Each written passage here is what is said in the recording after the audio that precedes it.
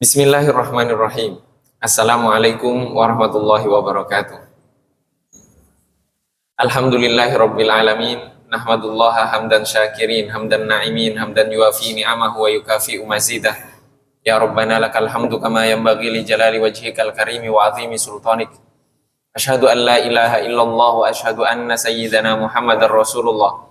Allahumma salli ala sayyidina Muhammadin abdika wa rasulikan nabiyil ummi wa ala alihi wa sahbihi wa sallim. Amma ba'du.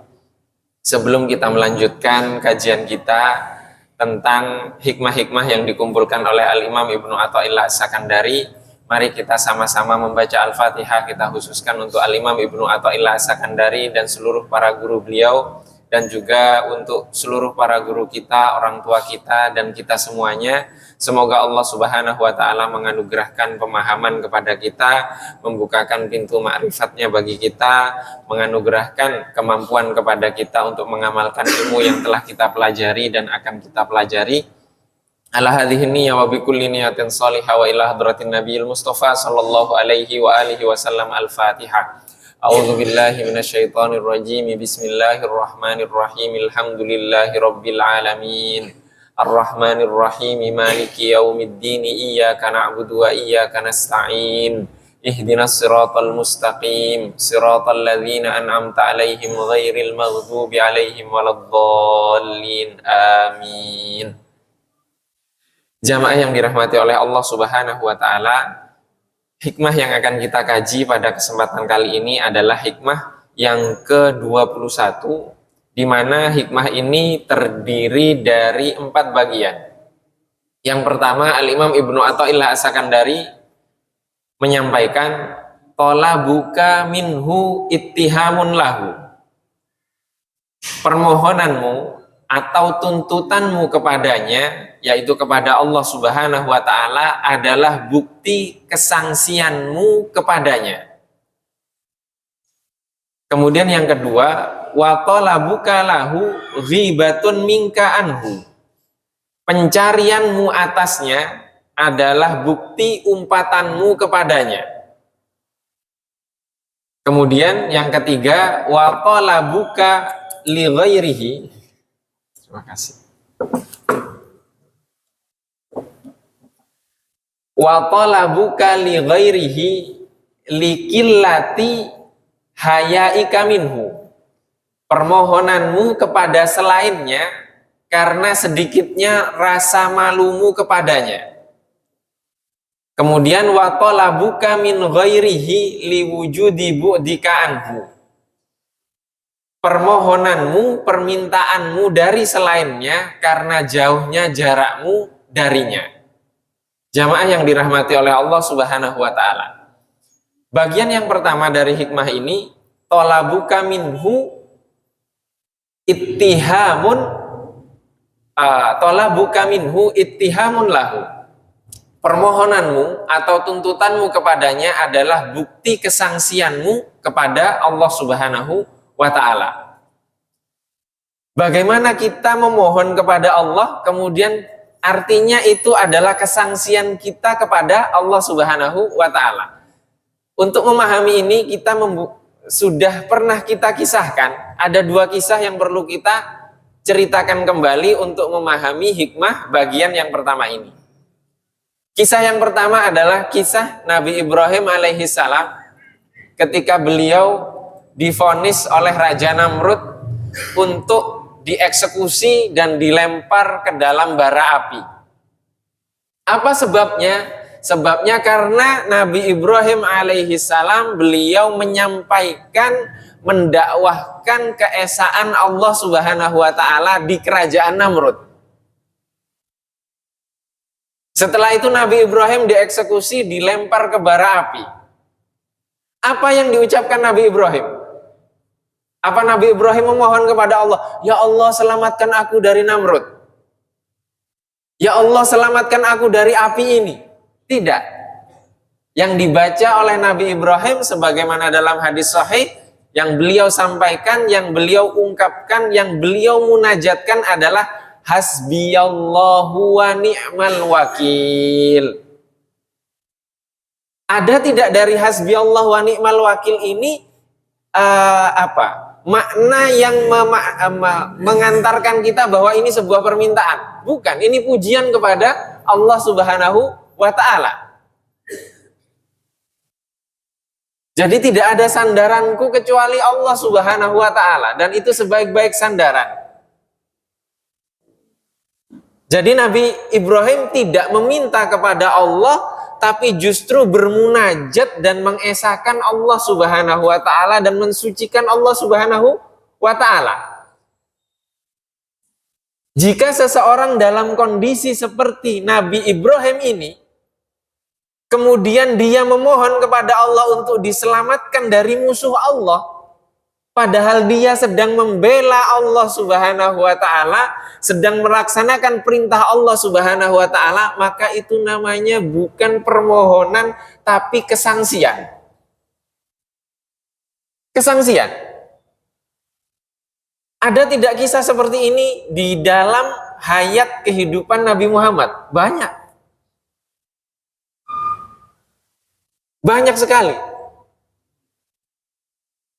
Nabi Muhammad SAW diperintahkan untuk ke Taif, mencari bantuan, mencari pertolongan, untuk hijrah ke Taif jika warga Taif menerima. Ini yang merintahkan siapa? Allah Subhanahu wa ta'ala. Tapi setelah itu ditolak, dilempari batu, Nabi Muhammad luka.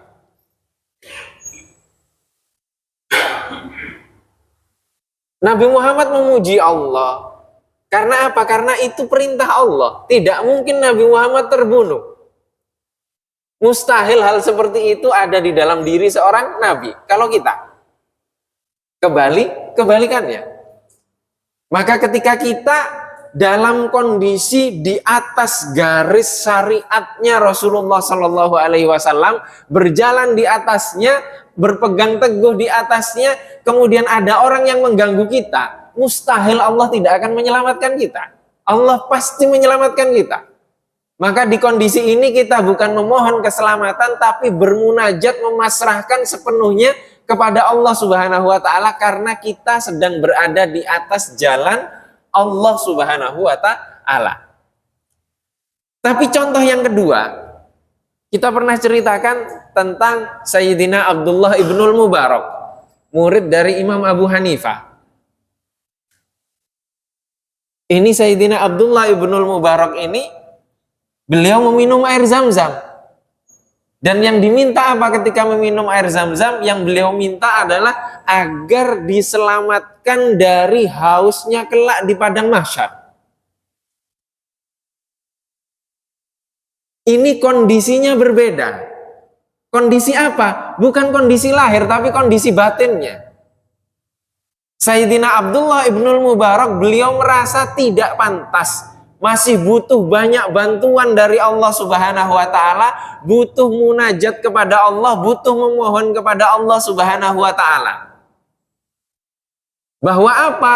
Bahwa yang bisa menyelamatkan hanya Allah, tidak ada yang lain. Maka beliau bertawassul, memohon kepada Allah berdasarkan hadis sahih yang mengatakan bahwa apa? Ma'u Zamzam lima syuribalahu, air Zam-Zam itu tergantung niat untuk apa ia diminum.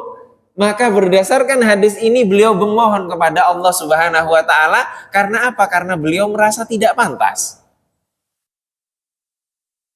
Jadi kondisi batinnya berbeda antara dua kisah ini. Maka Al-Imam Ahmad Ibnu Ajibah dalam Iqadhul Himam, beliau mengatakan, jadi yang lebih utama itu memohon, berdoa. Ini kita membahas, sudah pernah kita bahas perbedaan meminta dengan berdoa. Sudah pernah kita bahas di sini. Nah, kebanyakan kondisi kita ketika kita berdoa itu bukan berdoa tapi meminta. Atau bahasa kita ngajukan proposal. Bukan berdoa. Kalau berdoa itu sudah benar-benar merasa tidak mampu untuk mencapai apa yang kita inginkan. Itu baru doa. Tapi kalau kita masih hitung-hitungan, ya Allah saya sudah mengeluarkan modal begini, sudah begini, masa hasilnya seperti ini? Ini namanya siapa Tuhannya? Itu bukan doa, itu proposal. Tapi kalau sudah merasa di titik ketidakmampuan, itu baru namanya doa. Ya. Para ulama, Al-Imam Ahmad Ibnu Ajibah dalam Iqadhul Himam menyampaikan, jadi yang lebih utama itu kita diam, tidak memohon. Karena apa? Karena Allah Maha Tahu. Karena Allah Maha Tahu. Atau kita mengangkat tangan memohon kepada Allah. Berdoa kepada Allah Subhanahu wa taala. Al-Imam Ibnu Ajibah menjawab bahwa yang lebih utama mana? Dua-duanya sama utamanya.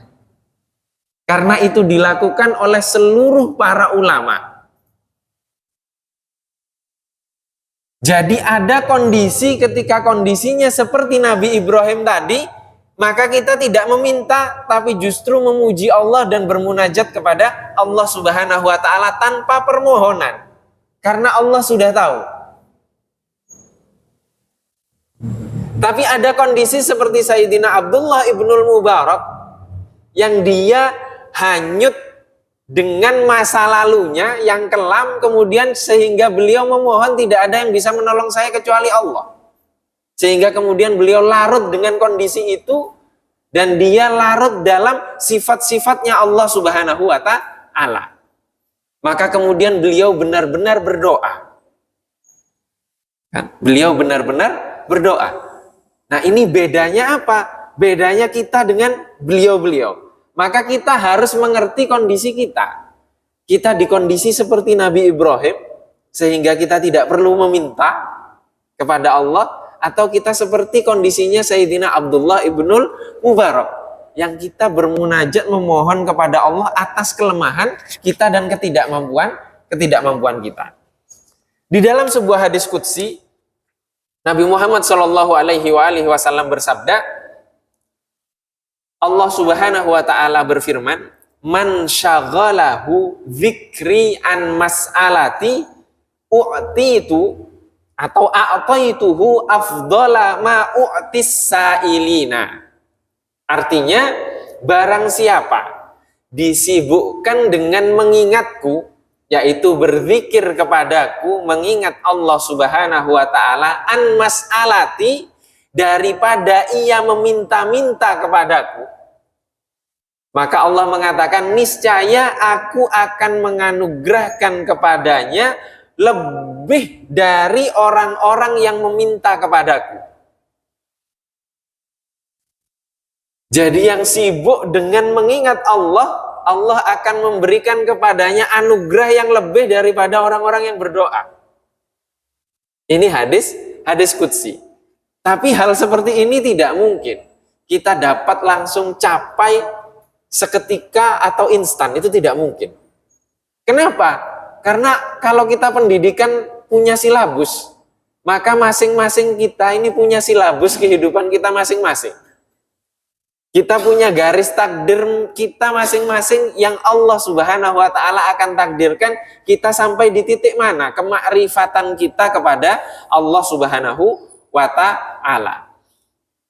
Kemudian bagian yang kedua dari hikmah ini, wa talabuka lahu ghibatun minka anhu. Dan pencarianmu atasnya, yaitu mencari Allah Subhanahu wa taala. Ghibatun minka anhu. Ghibah itu artinya membicarakan. Artinya kamu membicarakan Allah dari belakangnya. Memang ada yang luput dari Allah Subhanahu wa taala? Tidak ada. Maka di sini mencari Allah Subhanahu wa taala, mencari bukti akan eksistensi Allah Subhanahu wa taala, itu adalah bukti bahwa kita sedang membicarakan Allah dari belakang. Jadi tidak boleh kita bertanya Allah itu di mana, itu nggak boleh. Kenapa? Memang Allah butuh bukti Allah itu ada. Tidak butuh bukti. Pernah kita ceritakan di sini, dan ini masyhur sekali kisahnya, Al-Imam Fakhruddin Ar-Razi. Imam Fakhruddin Ar-Razi ini beliau ulama besar sekali, dan beliau pernah dipertemukan dengan seorang wanita tua, dan dia mengatakan apa? Kenapa dia terkenal seperti itu? Karena dia banyak menyelesaikan permasalahan. Kemudian setelah itu wanita tua tadi mengatakan apa? Dia tidak mungkin bisa banyak menyelesaikan permasalahan kecuali didahului dengan banyak keraguan. Akhirnya Imam Fakhruddin Ar-Razi berdoa ketika itu, Allahumma rzuqna imanan ka imanil ajais.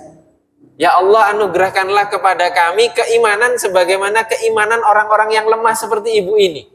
Kenapa? Karena orang-orang yang lemah seperti ibu ini untuk beriman kepada Allah tidak butuh bukti. Tidak butuh bukti. Kalau kita masih mencari-cari bukti dan kita masih berdebat Allah itu ada di mana, loh memang kita butuh mencari Allah. Tidak butuh. Kita sudah beriman, kita sudah sholat, kita sudah ini, kita kuatkan keimanan itu. Dengan apa? Dengan menghayati. Menghayati apa? Menghayati takdir-takdir Allah Subhanahu wa ta'ala yang Allah tetapkan untuk kita. Tiba-tiba Allah memberikan musibah kepada kita. Tiba-tiba Allah Subhanahu wa ta'ala memberikan rizki min haitsu la yahtasib. Dari arah yang tidak kita kira-kira. Itu siapa yang mampu? Tidak ada yang mampu kecuali Allah Subhanahu wa ta'ala. Jadi terkadang ketika kita ingin mencapai sesuatu, kemudian kita tidak mencapainya, itu membuktikan bahwa ada yang mengatur kita. Dan ketika kita sudah putus asa, tidak memiliki kesempatan lagi untuk mendapatkannya, bahkan sudah tidak terfikir lagi untuk mendapatkan sesuatu itu, tiba-tiba Allah mendatangkan sesuatu itu tanpa sebab. Siapa yang mampu seperti itu? Tidak ada yang mampu kecuali Allah Subhanahu wa ta'ala. Dan masing-masing dari kita akan mengalami itu. Baik kita sadari atau tidak kita sadari. Maka pencarian kita akan Allah Subhanahu wa ta'ala adalah bentuk kita membicarakan Allah dari belakang. Atau menggunjing Allah Subhanahu wa ta'ala. Atau meragukan Allah Subhanahu wa ta'ala. Kemudian bagian yang ketiga, wa talabuka li ghairihi likillati hayaika minhu. Dan permintaanmu kepada selainnya adalah karena sedikitnya rasa malumu kepada Allah Subhanahu wa ta'ala. Li ghairihi di sini kepada selain Allah Subhanahu wa ta'ala. Siapa selain Allah Subhanahu wa ta'ala? Seluruhnya. Seluruhnya. Maka dunia itu artinya adalah selain Allah Subhanahu wa ta'ala. Maka kita manusia itu selain Allah, itu juga dunia. Apalagi jabatan itu juga selain Allah Subhanahu wa ta'ala, karena itu dunia. Semua isi dunia ini itu adalah selain Allah. Maka kalau tujuan kita adalah selain Allah, maka artinya kita memiliki rasa malu kepada pemiliknya itu sedikit sekali. Sedikit sekali. Dan itu tidak bisa kita fahami, mengeluarkan selain Allah dari hati kita, itu sulit kecuali melalui perjalanan. Melalui proses pengalaman. Kita bukan Imam Nawawi. Imam Nawawi itu usia 9 tahun baca Al-Quran nangis, Pak. Baca Al-Quran nangis. Anak saya kalau saya suruh baca Quran, cepatnya Masya Allah. Kenapa? Karena pengen buru-buru.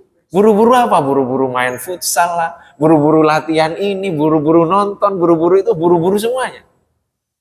Dan itu sepertinya cerminan dari kami terdahulu. Kita bukan Imam An-Nawawi yang memang terlahir seperti itu. Artinya kita harus berproses untuk apa? Untuk sampai kepada membersihkan diri kita dari selain Allah Subhanahu wa ta'ala. Caranya bagaimana? Caranya bagaimana? Kami pernah cerita di sini bahwa apa? Memiliki ilmu, dianugerahkan ilmu itu justru bukan mengantarkan kepada Allah, tapi malah kadang menghijab kita dari Allah Subhanahu wa taala. Jadi ada tirai-tirai pembatas kita dengan Allah Subhanahu wa taala. Kami pernah sampaikan bahwa setelah kami hatam Al-Qur'an, diberikan ijazah dan diizinkan untuk mengajarkan membaca Al-Qur'an dengan silsilah sanad yang tersambung sampai kepada Rasulullah. Ternyata punya ijazah itu tidak mengantarkan kami, khususnya saya, kepada keikhlasan. Kenapa? Karena setelah hatam, kemudian kita sholat di belakang imam yang bacaannya tidak fasih. Itu ganggu. Ini gimana sih? Jadi imam kok nggak fasih baca Al-Fatihahnya? Itu kita sedang sholat, sudah punya ijazah Al-Quran. Ternyata sholatnya apa? Sholatnya malah menjadi penguji, bukan menghadap kepada Allah Subhanahu wa Ta'ala. Bagaimana untuk sampai ke titik itu? Belum lagi di Jakarta, imam setelah imam jamaahnya banyak, waladhdallin amin gitu kan. Itu kadang di hati ada yang berbisik. Bisiknya apa? Oh, bacaanmu fasih. Makmum-makmum di belakangmu itu menghayati bacaanmu. Sehingga mereka aminnya lantang, mereka menghayati semuanya khusyuk. Imamnya yang enggak khusyuk. Setelah salam sama DKM ditempelin amplop lagi. Bagaimana melatih hati ini agar apa? Agar yang dicari bukan dunia, bukan selain Allah Subhanahu wa Ta'ala. Ini bisa dijelaskan.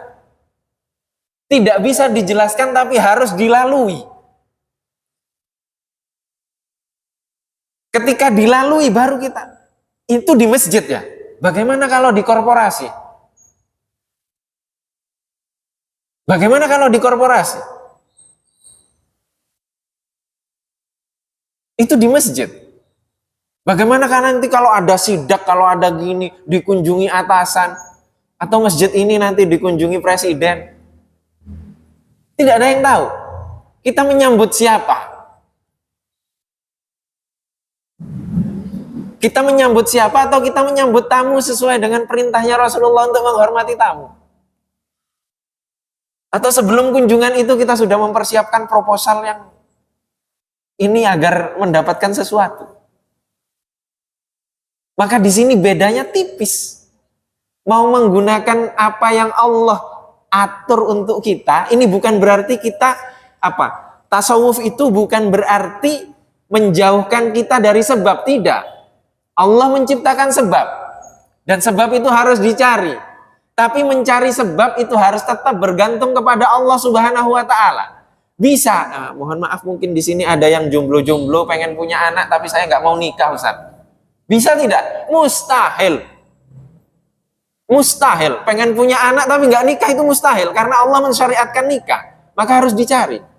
Dan jodoh itu di tangan Tuhan, kalau tidak diambil tetap di tangan Tuhan. Jadi harus dicari. Ketika sudah mendapatkan, apakah kemudian Allah otomatis memberikan dia keturunan? Belum tentu. Allah yang berkehendak kita hanya mencari sebabnya. Ketika kita sudah benar-benar diberikan titik ketidakmampuan oleh Allah, waktu itulah kita bermunajat, insya Allah mustajab. Karena apa? Karena terkadang kita bergantung kepada sebab itu. Padahal ketika kita bergantung kepada sebab, sang pemilik sebab itu kadang, oh kamu terlalu bergantung kepada sebab, sebabnya nggak saya fungsikan, akhirnya nggak berfungsi. Ikhtiar kita pun tidak ada fungsinya. Karena apa? Pemiliknya langsung memutus. Memutus seperti apa? Seperti tidak berfungsinya api untuk membakar Nabi Ibrahim. Karena apa? Karena penciptanya mengatakan, api jadi dingin ya. Akhirnya Raja Namrud apa? Kok apinya nggak nurut ke saya? Ya karena dia bukan Tuhan. Dia sudah mengambil alih tugasnya Tuhan, akhirnya diambil oleh Tuhan. Siapa itu? Allah Subhanahu wa Ta'ala. Maka di sini ketika masih ada sesuatu selain Allah Subhanahu wa Ta'ala di hati kita, maka kita belum bersih. Maka kita belum bersih. Nah, cara membersihkannya bagaimana? Tidak ada yang lain yang paling cepat kecuali dengan mengikuti Rasulullah. Itu sudah cara paling cepat untuk mencapai keikhlasan. Kalau tidak percaya, umroh, haji, sholat di raudhah, khusyuk, nggak butuh bimbingan.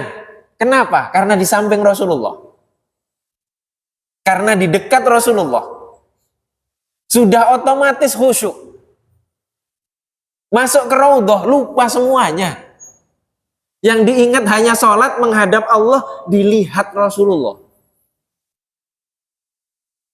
Dilihat Rasulullah. Itu yang membuat kita khusyuk. Maka Rasulullah ketika mengatakan, di antara mimbarku ini dan kamarku itu adalah taman dari taman-taman sorga. Maka kaki kita ketika masuk ke raudhah itu, kita sudah masuk ke sorga. Kalau sudah masuk sorga, ada hawa nafsu tidak? Tidak ada. Maka itu salah satu rahasia kenapa kita bisa khusyuk di raudhah. Kita bisa khusyuk di raudhah, bisa lupa segalanya di raudhah itu. Itu bukti bahwa apa?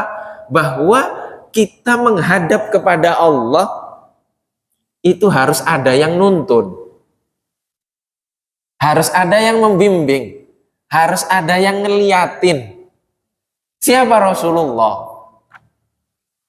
Rasulullah. Nah kalau kita sholat sekarang, kalau dulu sahabat enak, Rasulullah mengatakan, apa Rasulullah mengatakan? Saya melihat kalian sholat di belakang kalian, melihat rukuk kalian dan melihat kehusyuan kalian. Rasulullah jadi imam. Artinya Rasulullah melihat hati sahabat. Bisa tidak sahabat nggak khusyuk? Tidak mungkin, kecuali orang munafik. Karena apa? Karena Rasulullah melihat.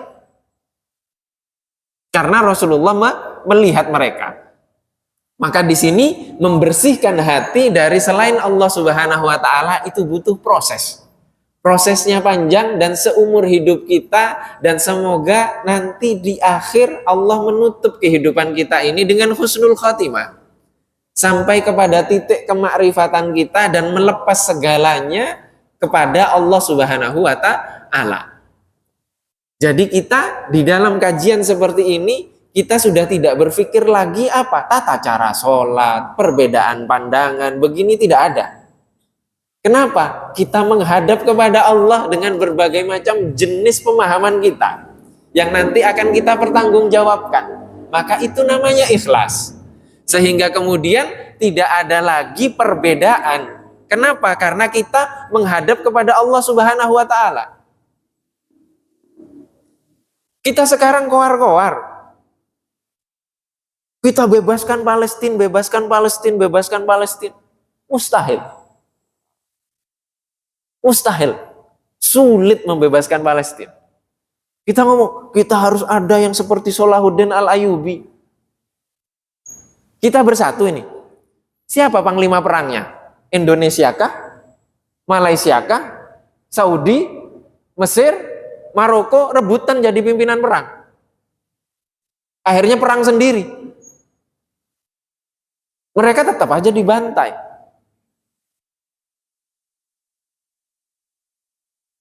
Nanti kalau kita sudah Palestina di bawah kita, yang jadi imam di Palestina siapa?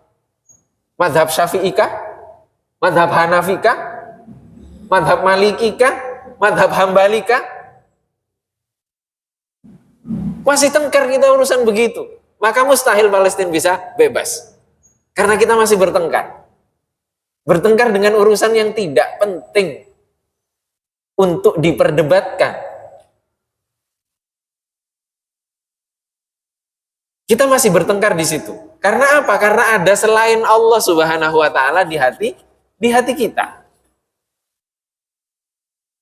Ada selain Allah di hati kita. Dan kita masih ribut dalam hal-hal itu karena apa? Karena ada selain Allah, ada kepentingan-kepentingan tertentu, ada egoisme tertentu, ada keakuan di diri kita, dan ada keinginan-keinginan lain. Sehingga kemudian Allah memberikan kita diminta untuk menghayati kejadian-kejadian tersebut. Kemudian di dalam sebuah hadis juga Nabi Muhammad SAW mensabdakan, lan yudkhila ahadakumul jannata amaluhu. Ini hadis sahih, dalam Sahih Bukhari, dalam Sahih Muslim ada. Sekali-kali seseorang di antara kalian tidak akan dimasukkan ke dalam surga dengan atau karena amal perbuatannya.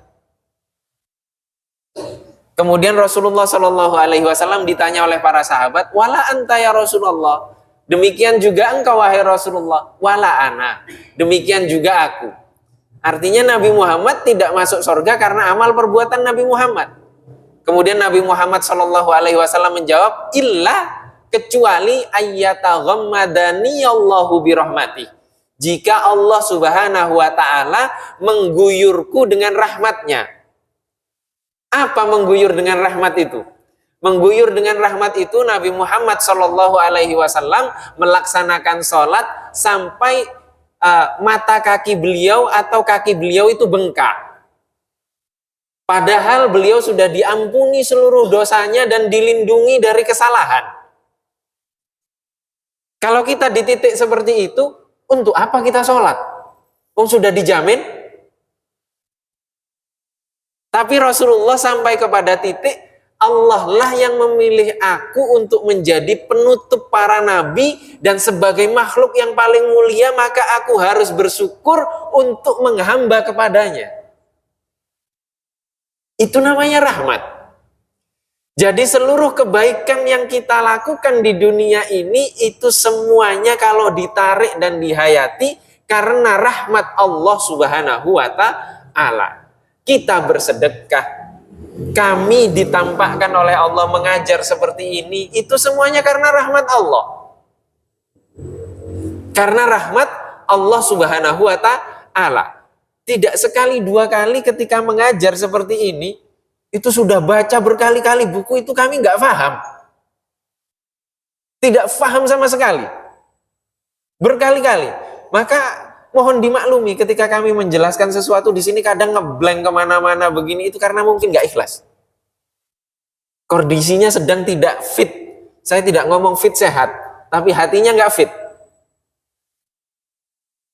Hatinya tidak fit. Karena apa? Karena ada selain Allah Subhanahu wa taala dan belum menghayati tentang makna rahmat tadi. Sehingga ketika kita mencontoh Rasulullah Shallallahu alaihi wasallam dalam segala hal, dalam segala kondisi yang kita alami, itu akan mengantarkan bahwa apa? Bahasa sederhananya begini. Saya ngajar, dulu yang pertama kali ngajar adalah Rasulullah mengajar kepada para sahabat. Jadi saya hanya mengikuti Rasulullah. Bahasa kita copy paste. Kalau sudah hanya copy paste, kita nggak akan sombong. Kita sedekah. Saya sedekah. Yang pertama kali sedekah siapa? Rasulullah yang mencontohkan, Rasulullah yang mensyariatkan.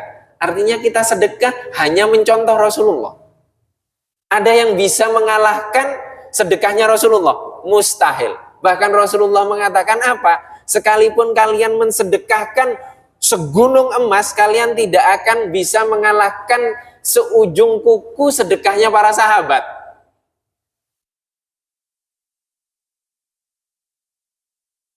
Artinya apa?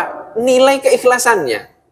Maka cara paling cepat mengikuti Rasulullah, copy paste. Meyakini bahwa yang kita lakukan itu ada tuntunannya dari Rasulullah dan kita hanya mengikuti Rasulullah. Hilang itu sombong, hilang itu merasa berjasa, hilang itu merasa berguna, hilang yang kita yakini hanya apa? Mengikuti Rasulullah. Maka itu makna ittiba. Ittiba itu dengan cinta. Dengan cinta, maka kita akan menemukan orang itu akan mengikuti orang yang dicintainya. Kita lihatlah anak-anak kita sekarang. Anak saya kalau mau pengen kaos bola, maunya nomornya belakangnya 7. Artinya kan ada yang dia lihat figur yang menggunakan nomor 7 itu. Siapa? Cristiano Ronaldo. Cita-cita apa? Cita-cita jadi YouTuber. Itu anak-anak kita sekarang. Cita-cita jadi apa? Jadi gamer. Kenapa demikian? jadi gamer itu Pak sekarang ngegame itu gajinya bisa sampai 10 juta, 15 juta satu bulan. Kerjaannya ngegame aja di dalam kamar. Bahkan ada yang digaji sampai $1.000, $2.000. Untuk apa? Untuk ngegame. Untuk ngegame. Kita bisa bersaing dengan Google dalam hal ini? Tidak bisa. Tidak bisa. Maka kita harus masuk dari pintu yang lain dan harus dimodifikasi. Dimodifikasi cara kita mengajaknya. Dan kemudian bagian yang terakhir dari hikmah ini, wa talabuka min ghairihi liwujudi bu'dika anhu. Dan permintaanmu kepada selain Allah Subhanahu wa taala karena adanya jarak yang jauh antara dirimu dengan Allah Subhanahu wa taala. Ini jarak apa? Jarak tempat? Bukan. Tapi jarak batin kita. Karena apa? Karena tertutup dengan selain Allah Subhanahu wa taala. Sehingga ada hijab, ada hijab, ada hijab, ada hijab. Bahkan menutup ilmu itu kadang menjadi hijab. Sebagaimana yang kami ceritakan tadi. Menjadi hijab tanpa adanya keikhlasan. Tanpa adanya keikhlasan. Berapa kali kami sampaikan juga, yang duduk di depan sini kadang merasa lebih alim, lebih pintar daripada yang mendengarkan. Itu berapa banyak yang seperti itu. Itu kadang kami juga rasakan seperti itu. Ketika kami merasa seperti itu, nggak bisa ngomong. Dan kadang juga ada, kadang kami pernah juga ditegur dengan apa? Khutbah Jumat. Sudah membuat catatan, sudah semangat, sudah ingin menyampaikan itu. Tiba-tiba kena kipas angin, catatannya jatuh. Nggak bisa ngomong sama sekali. Sampai makmum yang di depannya ngambil catatannya, ngantarkan. Ini, baru bisa ngomong. Itu teguran dari Allah Subhanahu wa taala bahwa apa? Ternyata ilmumu hanya di secarik kertas. Itu kadang ditegur dengan hal-hal yang seperti itu. Demikian juga sebaliknya. Ada yang datang ke pengajian, majelis, untuk apa? Untuk ngetes. Ngetes yang ngajar di sini. Oh, kita lihat nih, pemahamannya sesuai tidak dengan pemahaman saya. Jadi artinya kita harus kosong. Sama-sama kosong bahwa apa? Kita hanya sedang melaksanakan perintahnya Allah Subhanahu wa taala dan sedang sama-sama belajar, sedang sama-sama berjalan menuju Allah Subhanahu wa taala. Dan kita tidak tahu siapa yang akan pertama kali sampai kepada kemakrifatan itu. Dan kita tidak tahu siapa yang selamat nanti melewati Shiratal Mustaqim. Dan kita tidak tahu siapa yang masuk surga, siapa yang masuk neraka. Dan kita tidak tahu siapa yang berada di barisannya Nabi Muhammad, paling dekat dengan Nabi Muhammad atau justru jauh dengan Nabi Muhammad. Tidak ada yang tahu. Tidak ada yang tahu. Maka salah satu, ini kisah juga, Al-Imam Fakhruddin Ar-Razi tadi itu ditegur oleh Al-Imam Ibnu Arabi. Ibnu Arabi ini sufi besar, terkenal, dan sekarang banyak diperdebatkan di media sosial. Ini beliau menulis surat kepada Al-Imam Fakhruddin Ar-Razi, dan beliau intinya mengatakan, ilmu perdebatan yang kamu pelajari itu, apa fungsinya kelak di akhirat? Apakah kamu setelah meninggal bisa debat dengan malaikat? Maka ilmu yang harus dicari itu adalah ilmu yang langsung dari Allah, artinya ilham. Itu yang harus dicari. Tapi jangan salah juga, ntar kita zikir berapa kali tiba-tiba ada bisikan, ada begini bertentangan dengan syariat, kita yakini itu ilham, akhirnya kemudian kita mengatakan, sudah saya nggak butuh sholat 5 waktu, saya cukup iling. Itu salah. Dan itu banyak juga ajaran yang seperti itu. Yang dimaksud di sini bukan itu, tapi hati kita bersih, kemudian Allah memberikan petunjuk kepada kita ketika kita menghadapi sebuah permasalahan agar dapat memilih jalan-jalan yang Allah Subhanahu wa taala ridhoi untuk kita. Sehingga titik tertinggi dari hal ini adalah sama antara nikmat dan musibah. Jadi mendapatkan musibah dan mendapatkan nikmat itu rasanya sama. Nah, kalau sudah seperti itu, maka dia sudah sampai kepada titik keridhaan, yaitu radhiyallahu ta'ala anhum wa radu anhu. Allah Subhanahu wa ta'ala ridho kepada mereka dan mereka pun ridho kepada Allah. Jadi yang dulu yang mana? Manusianya yang ridho kepada Allah kemudian Allah ridho, atau Allah ridho kepada dia kemudian Allah menciptakan sebabnya sehingga kemudian dia ridho? Kita ini yang ahli zahir, kita harus mencari keridhaan itu. Karena kita zahir. Kalau secara batin, hakikatnya Allah yang ridho kepada kita, kemudian kitalah yang kemudian dibukakan pintu-pintu untuk memahami keridhaan itu sehingga kemudian kita menjadi ridho. Maka itu tidak bisa kecuali dengan ilmu dan mengikuti Rasulullah Shallallahu Alaihi Wasallam. Sehingga kemudian menurut Al-Imam Ibnu Arabi, beliau mengatakan ketika ilmu kita asalnya berasal dari Allah Subhanahu wa ta'ala, maka kelak ketika Allah mewafatkan kita, kemudian menjadikan kita meninggal dunia dan masuk kepada alam yang lain, kita sudah masuk kepada pintu awal dari keabadian. Dan ilmu-ilmu yang terikat dengan dunia itu tidak akan ada manfaatnya. Yang ada manfaatnya adalah ilmu yang terikat dengan yang maha abadi, yaitu Allah Subhanahu wa ta'ala. Ini yang dapat kita kaji pada kesempatan kali ini.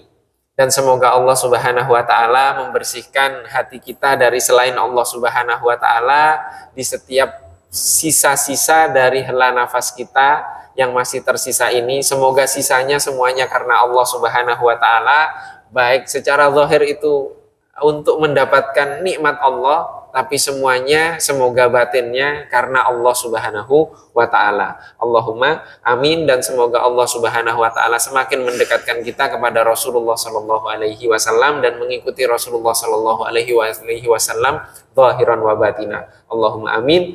Mohon maaf apabila ada kekurangan. Wabillahi taufiq wal hidayah wa ridha wal inayah. Wassalamualaikum warahmatullahi wabarakatuh.